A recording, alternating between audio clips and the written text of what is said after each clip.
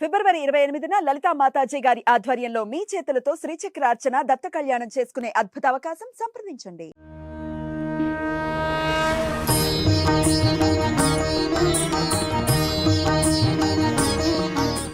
జెండర్‌తో సంబంధం లేకుండా అమ్మని పూజిస్తూ ఉంటాం. అవునా కాదా? అందరికీ నమస్కారం. వెల్కమ్ టు శరణాగతి మార్గం కార్యక్రమానికి స్వాగతం. ఆడవారైనా, మగవారైనా లక్ష్మీదేవి పూజ చేయడం అనేది మ్యాండేటరీ.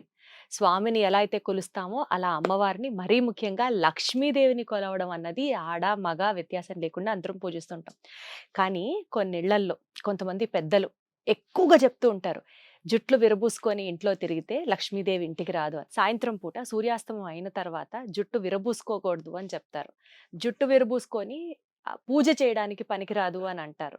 స్నానం చేయకుండా పొయ్యి ముట్టించకూడదు అంటారు. ఇట్లా బోలెడు రూల్స్ మగవాళ్ళకి చెప్తారో చెప్పరో తెలియదు కానీ ఆడవాళ్ళకి మాత్రం ఇలా చేయకూడదు, అలా చేయకూడదు, ఇలా చేస్తే లక్ష్మీ అనుగ్రహం ఉండదు, అలా చేస్తే లక్ష్మీదేవి ఇంట్లో నిలవదు, ఇన్ని చెప్తారు కదా. అసలు తెలుసుకుందాం. ఆడవాళ్ళగా ఎలా పూజ చెయ్యాలి, ఏం చేస్తే ఆ లక్ష్మీదేవిని మనం ఇంట నిలబెట్టుకోవచ్చు, ఒక స్త్రీ పాటించాల్సిన పద్ధతులు ఏమిటి, వీటి గురించి అడిగి తెలుసుకుందాం. వైష్ణవ సాంప్రదాయ ప్రచారకురాలు పద్మజ రామదాస్ గారు.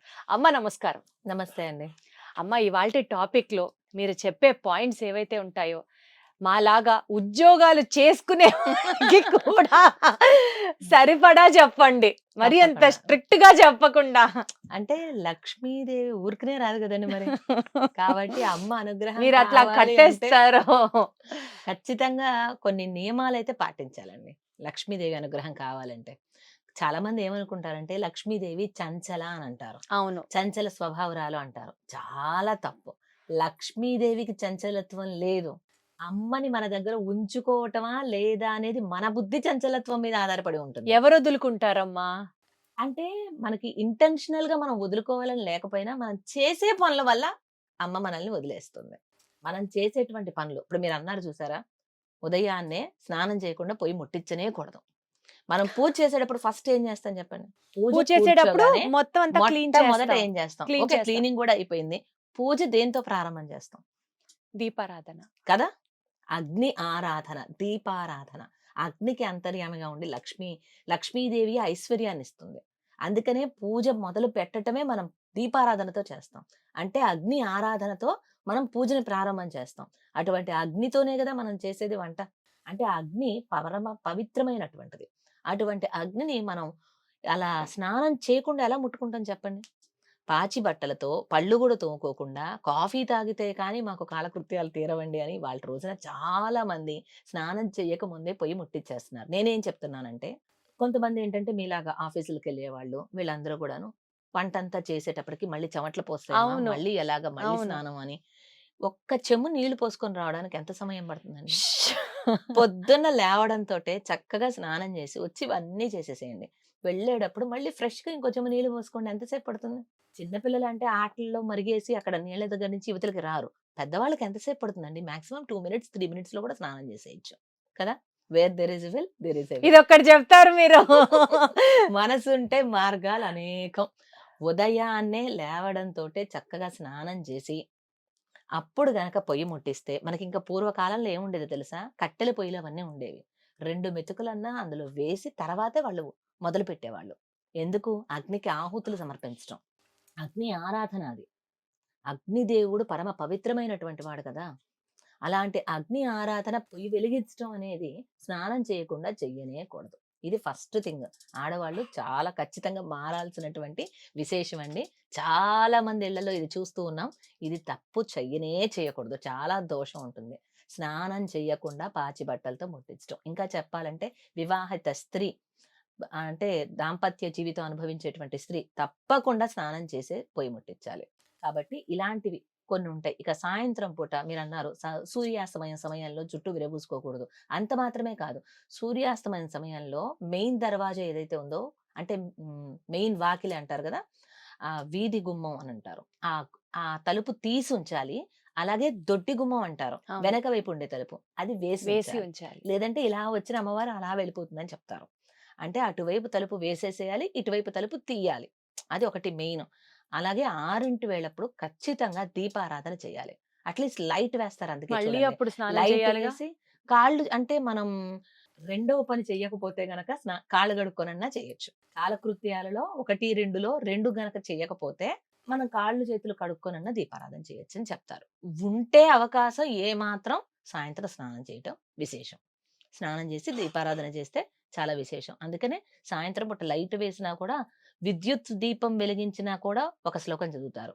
దీపం జ్యోతి పరబ్రహ్మ, దీపం జ్యోతి పరాయణం, దీపేన హరతే పాపం, సంధ్యా దీపం నమోస్తుతే అంటూ. అందుకని ఆ దీపంని వెలిగించటం అంటే నేనెందుకు చెప్తున్నానంటే, ఆ అగ్ని ఆరాధన, ఆ దీపం వెలిగించటం దీనివల్ల మనకి ఎంతో విశేషమైనటువంటి లక్ష్మీ అనుగ్రహం లభిస్తుంది. ఇంకొకటి మరి మనకి బాల్కనీలు ఇవాల్టి రోజున అంతా దొడ్డి గుమ్మాలు అపార్ట్మెంట్ లైఫ్‌లో. అపార్ట్మెంట్ లైఫ్ అయిపోయింది. బాల్కనీలో నుంచొని చిక్కు తీసుకోవటం, అదంతా కూడా అంటే నలుగురికి కనిపించేలాగా జుట్టు విరబూసుకోవటం ఇది అసలు చెయ్యనేకూడదు. జుట్టు కిందన్నా కనీసం ముడివేయాలి. పూజ చేసుకునేటప్పుడు కూడా అంతే. ఎందుకంటే మనం చేసినదంతా కూడా ఆ జుట్టు కొసల నుంచి వెళ్ళిపోతుందని చెప్తారు. ఓహ్! అందుకోసం ఖచ్చితంగా పూజ చేసేటప్పుడు కిందన్నా సరే ముడి పెట్టాలని చెప్తారు. జడ అల్లుకోవటం ఇష్టం లేనటువంటి వాళ్ళు కనీసం కింద ఒక చిన్న ముడి పెట్టుకోవటం, ఒక క్లిప్ పెట్టుకోవటం. ఈ రోజుల్లో మరి మారుతున్న కాలమాన పరిస్థితులకు అనుగుణంగా మనం కొంత కొంత మారాలి. కాబట్టి ఆ ఉన్న కొంచెం జుట్టుని కాస్త క్లిప్ పెట్టుకొని ఆ కాసేపన్నా ఉంటే చాలా విశేషం. అలా జుట్టు విరబోసుకోవటం పనికిరాదు. ఇక స్నానం బారెడు పొద్దెక్కిందాకా చెయ్యకపోవటం. ఇలాంటివన్నీ ఏంటంటే దరిద్రాదేవిని మనం ఆహ్వానిస్తున్నట్లే లెక్క. ఆవిడ గూడా ఒక దేవున్నారా? ఆ! జ్యేష్ఠాదేవి. ఓహో! మరందుకనే ఒకసారి మీకు ఒకసారి చెప్పాం మనం. అవును. ఒకసారి రుక్మిణీదేవిని జ్యేష్ఠాదేవి, లక్ష్మీదేవి ఇద్దరు వచ్చి, "మా ఇద్దరిలో నీకెవరంటే ఇష్టం?" అని అడిగిందట. రుక్మిణీదేవి ఒక నిమిషం ఆలోచించి, లక్ష్మీదేవి ఇష్టం అంటే జ్యేష్ఠాదేవికి కోపమొస్తుంది. జ్యేష్ఠాదేవి ఇష్టం అంటే లక్ష్మీదేవికి సహజంగా. కోపమొస్తుంది. అందుకని కర్ర విరగకూడదు, పాము పాము చావాలి చావకూడదు. అనే ఒక ఉద్దేశ్యంలో ఎలా చేశారంటే రుక్మిణీదేవి అమ్మతో, "లక్ష్మీదేవి మీరు వస్తూ ఉన్న అందం బావుంటుంది. అమ్మ జ్యేష్ఠాదేవి నువ్వు అబ్బా! వెనక వైపు అందం బావుంటుంది. అలా నడుస్తూ వెళుతూ ఉంటే మీ వెనక వైపు అందం బావుంటుంది" అన్నదట. ఈమె వెనుక వైపు అందం బావుందని నడుచుకుంటూ వెళ్ళిపోయింది జ్యేష్ఠాదేవి. ఈమె వస్తూ ఉంటే బావుందన్నది కాబట్టి లక్ష్మీదేవి వచ్చేసింది చక్కగా. అబ్బబ్బబ్బబ్బా! ఏమన్నా అసలు. అలా జ్యేష్ఠాదేవి కూడా ఉంటుంది. దరిద్ర దేవత అని అంటారు. లక్ష్మీదేవి ఒక్కసారి తలుపు కొడితే జ్యేష్ఠాదేవి తలుపు తీసిందాకా కొడుతుంది. అంత విధిగా అనమాట. అందుకని ఎప్పుడు కూడా లక్ష్మీదేవిని ఆరాధన ఎంతో ముఖ్యం. లక్ష్మీ ఆరాధన కేవలం ఐశ్వర్యం కోసమే కాదు, సకల శుభాలను కూడా ఇస్తుంది కదా అమ్మవారు. దయా స్వరూపిణి. అమ్మ దయ మన మీద ఉండాలి ఎప్పుడు గూడాను. అటువంటి అమ్మ స్థిరంగా మన ఇంట్లో ఉండాలంటే కొన్ని కొన్ని అయినా మనం మార్చుకోవాలి. పొద్దున్నే లేవటం, స్నానం చేయటం. మీకు మళ్ళీ చేయాలంటే ఇంకొక చెంబు నీళ్లు పోసుకొని వెళ్ళిపోండి శుభ్రంగా. ఎంతసేపు చేయాలి స్నానం? కాబట్టి అంతా అయిన తర్వాత మళ్ళీ స్నానం చేయొచ్చు. ఇలా అలాగే ఆహారం తీసుకోవటం. చాలా మంది స్నానం చేయకుండా తినేస్తున్నారు ఈ రోజుల్లో. అవును. ఇలాంటివేవి పనికిరాదండి. మనకు భగవంతుడు 24 అవర్స్ ఇచ్చాడంటే ఆయన కోసం 24 మినిట్స్ మనం కేటాయించలేమా? భగవంతుడికి మనం ఆరాధన చేసి ఆయనకి సమర్పించింది మనం తీసుకోవాలి. ఎప్పుడైనా సరే మనం తినే ఆహారం భగవన్ నివేదితమై ఉండాలి. లేదంటే మనం తినేది ఎంత గొప్ప పోషక విలువలతో కూడి ఉన్నదైనా సరే అది విషంతో సమానం. మనం తినేది చెత్తే అయినా కూడా అమృతంతో సమానమవుతుంది. ఆ స్వామికి నివేదన చేసి మనం స్వీకరిస్తే. ఒకటి అంటే చెత్త అంటే చెత్త అని కాదు. తీసుకునే ఆహారం భగవన్ నివేదితమై ఉండాలి. లేని పక్షంలో ఇక అది పనికిరాదు. విషంతో సమానం. భగవంతుడికి నివేదన చేసిందే మనం స్వీకరించాలి. అది ఏ పూటైనా గాని, ఎప్పుడైనా గాని. అంత మంచి నీళ్లు తాగినా గాని ఆ స్వామికి చూపించి తీసుకోవాలి. అమ్మకి చూపించి నివేదన చేసి తీసుకోవాలి. అది ఎల్లవేళలా కుదరని పక్షంలో మనం బయటికి వెళ్తాము. అలాగా మీకు ఇప్పుడు ఆఫీసులకు వెళ్ళేటువంటి వాళ్ళు, అక్కడ మీరు మళ్ళీ అమ్మవారికి సమర్పించి తినటానికి కుదరదు. అంటే అంతర్యామిగా ఉన్నటువంటి ఆ స్వామికి హవిస్సులు సమర్పిస్తున్నట్లుగా భావన చేసి స్వీకరించాలి. ఈ విధంగా మనం చేసే ప్రతి పని భగవత్ స్వరూపంగా భావన చేసి, పుణ్యమైనటువంటి కార్యం చేసేటప్పుడు ఎంత శుచిగా, శుభ్రంగా చేస్తామో, అలా మనం గనక ఉన్నట్లయితే ఉదయాన్నే లేవడం, స్నానం చేయటం, చక్కగా స్నానం చేసి పొయ్యి ముట్టించడం, కాస్తంతన్నా పూజ ఒక 5 నిమిషాలు, 10 నిమిషాలు అలా మీకే స్తోత్రం రాలేదండి. జస్ట్ వెళ్లి దేవుడికి నమస్కారం చేయండి. అమ్మ నువ్వు చల్లగా ఉండు చాలు. మనమేం కోరికలు కోరక్కర్లా. అమ్మ చల్లగా ఉంటే ఆటోమేటిక్‌గా మనల్ని చల్లగా చూస్తుంది గదా! అమ్మ గదా ఎలా అయినా. అంతే. అంతే. కాబట్టి అమ్మ నువ్వు చల్లగా ఉండు. చక్కగా అమ్మ దగ్గర అంత కుంకుమ తీసుకొని పెట్టుకోండి చక్కగా. ఇది మనం చేయవలసింది. ఇంకా ఈ రోజుల్లో చెప్పాలంటే పుష్పాలు ఇవన్నీ ధరించడం అన్నీ మానేశారు. కానీ పుష్పాలు ధరించడం వల్ల కేశపాసం కూడా పెరుగుతుంది. దానికి చక్కని పరిమళం వస్తుంది. చక్కని మీరు చెప్పేటువంటి ప్యాక్స్ ఏవో వస్తున్నాయట ఈ రోజుల్లో. అవన్నీ ఏమి అవసరం లేదు. చక్కగా నిండుగా పూలు ధరించండి. ఈ రోజుల్లో పిల్లలు పూలు పెట్టుకోమంటే షేమ్‌గా ఫీల్ అవుతున్నారు. అవును. అవును. ఒకప్పుడు అంత ఒక్క పుష్పం అన్న అమ్మవారి దగ్గరిది తీసుకొని తలలో పెట్టుకోకపోతే బయటికి వెళ్ళేవాళ్ళు కాదు పెద్దలు. ఇప్పటికి కూడా కొంతమంది. అలా కొన్ని ఉన్నాయి. మనం అన్నీ ధరించవలసినటువంటివి. ఇక గాజులు ధరించటం, పసుపు రాసుకోవటం కాళ్ళకి, మెట్టెలు ధరించటం పెళ్ళైనటువంటి స్త్రీలు, నల్లపూసలు ధరించటం, తలలో పుష్పాలు ధరించటం ఇవన్నీ ఖచ్చితంగా చెయ్యాలి అని చెప్తారు. అడగండి ఇంకెందుకు ఆలస్యం? కాదమ్మా, హ్మ్. మీరేమో గాజులు ధరించడం అన్నారు. హ్మ్. కొంతమంది మరీ ముఖ్యంగా మట్టి గాజులే ధరించాలి పెళ్ళైన వాళ్ళు. హ్మ్. ఖచ్చితంగా 1 లేదా 2 బంగారం గాజులేసుకోండి, వజ్రాల గాజులేసుకోండి. 1 లేదా 2 అయినా సరే మట్టి గాజులు ధరించడం అది ఆ ముత్తైదుతనానికి అదొక ప్రతీక. ప్రతీక అన్నట్లుగా చెప్తారు. ఇందులో ఎంతవరకు మనం తీసుకోవాలి? అంటే సామాన్యంగా మట్టి గాజులు ధరించాలని చెప్తారండి. మనం ఒక చేతికి వాచి పెట్టుకున్నా సరే, ఒక్క గాజన్నా వేసుకో అని చెప్తారు. హ్మ్. మట్టి గాజులు ధరించడం శుభసూచకం. సుమంగళిత్వానికి సూచనగా చెప్తారు. అయితే కొన్ని కొన్ని సంప్రదాయాలు ఇప్పుడు మా సంప్రదాయం ఉంది. శ్రీ వైష్ణవ సంప్రదాయం. మా ఆచార్యులు చినజీయర్ స్వామివారు మాకు మట్టి గాజులు ధరించడం అనేది కూడదు అని చెప్పారు మా సంప్రదాయంలో. ఓకే. ఈ శ్రీ వైష్ణవ సంప్రదాయంలో కూడా ఒక్కొక్క ఆచార్యులు ఒక్కొక్క రకంగా చెప్తారు. వాళ్ళు పాటించేటువంటి వారి శాస్త్రాన్ని బట్టి అంటే ఇప్పుడు మనకి అనేక రకాలైనటువంటి శాస్త్రాలు ఒక్కొక్కళ్ళు ఒక్కొక్క సంప్రదాయాన్ని మనకి చెప్తూ ఉంటారు. మన ఆచారులు ఏది చెప్తే అది మనం పాటించాలండి. మాకు చినజీయర్ స్వామివారు మట్టి గాజులు వేసుకోకూడదు, నల్లపూసలు ధరించకూడదు అని చెప్పారు. అందుకోసం మేము వేసుకోం. ఎందుకు అనంటే దాని వెనకాల ఒక రీజన్ కూడా చెప్పారు. మట్టి మడికి పనికిరాదు. మట్టి పాత్రల్లో మనం వంట చేసినా కూడా ఆ పాత్ర వన్ టైమ్ యూజ్ అండి. Single use. అందుకని మళ్ళా రిపీటెడ్‌గా మళ్ళీ మనం దాన్ని వాడం. ఎందుకంటే ఆ మట్టి పాత్రలో వండింది ఒక్కసారికి మాత్రమే. రెండవసారికి పనికిరాదు. అలాగే మట్టి గాజులు కూడా పనికిరాదని చెప్తారు. ఇక నల్ల పూసలు అవి సహజ సిద్ధమైనటువంటి రంగు కాదు నలుపు అనేది. మిక్సింగ్ ఆఫ్ కలర్స్ వస్తుంది. కాబట్టి సహజ సిద్ధమైనటువంటివే మనం వాడాలనే ఒక ఉద్దేశ్యంతో మా ఆచార్యులు అలా చెప్పారు. కాబట్టి కొంతమంది అలాగా పాటిస్తాం మేము. ఏదైనప్పటికిని అంటే ఇప్పుడు నలుపు రంగు పనికిరాదు అంటే నల్ల పూసలు గూడా మీరు వేసుకోకూడదా? నల్ల పూసలు వేసుకోకూడదు. నలుపు వస్త్రాలు ధరించము. ఆ విధంగా. అంటే సహజ సిద్ధమైనటువంటి నలుపు ఓకే. జుట్టు నల్లగానే ఉంటుంది గదా! హ్మ్. అలా. హ్మ్. అది మన పనికిరాదని మనమేం అనుకోంగా. అర్థమైంది. మిక్సింగ్ ఆఫ్ కలర్ కాబట్టి సహజ సిద్ధమైనవి మనం ధరించాలి అనే ఉద్దేశ్యంతో ఆచార్యులు అలా చెప్పారు. సో, ప్రత్యేకంగా ఆచార్యులు చెప్పిన దాని ప్రకారం ఫాలో అవ్వడం ఎవరికి సూట్ అయింది వాళ్ళకి అంతవరకు బెటరు. ఆచారులు ఏది చెప్తే అది పాటించాలి. అది ఏది ఏ సంప్రదాయమైనా, ఏ ఆచారులైనా ఆచార్యులు చెప్పారంటే ఎందుకు, ఏమిటి, ఎలా క్వెషన్ గూడా వేయనవసరం లేదు. కాకపోతే చాలా మంది నన్ను అడుగుతూ ఉంటారు. మీరెందుకండి మట్టి గాజులు వేసుకోరు? మీరెందుకండి నల్ల పూసలు ధరించరని. దానికోసం ఇట్లాగా ఆహ్, వివరం తెలుసుకొని ఆచార్యుల ద్వారా అందించడమే అవుతుంది తప్ప, ఆచార్యులు చెప్పారు అంటే ఇక బ్లైండ్‌గా వెళ్ళిపోవాలి. వెళ్ళిపోవాలంతే. క దానికొక రీజన్ ఉంటుంది. అమ్మ ఇప్పుడు మీరు చెప్పినటువంటి ఈ స్టెప్స్ ఏవైతే ఉన్నాయో, స్నానం చేసి పొయ్యి ముట్టించాలి, సాయంత్రం పూట కూడా దీపం పెట్టాలి, జుట్టు వదలకూడదు, ఇవన్నీ ఉన్నాయి. ఓకే.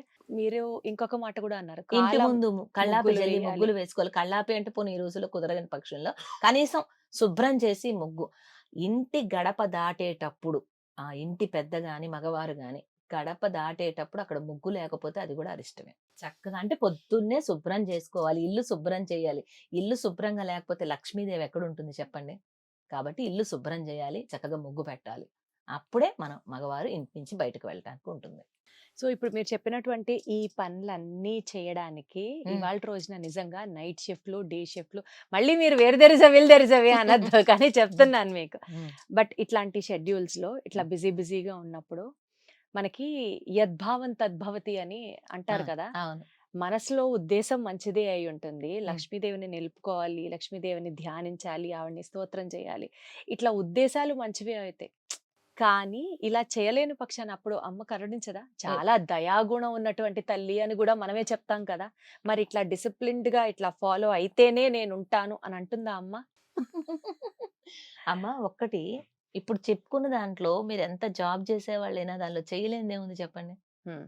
లేవడంతోటే ఓ చెంబు నీళ్లు పోసుకొనొచ్చి మనం ముట్టిచ్చిన దానికి ఒక 5 నిమిషాలే గదా తేడా. హ్మ్.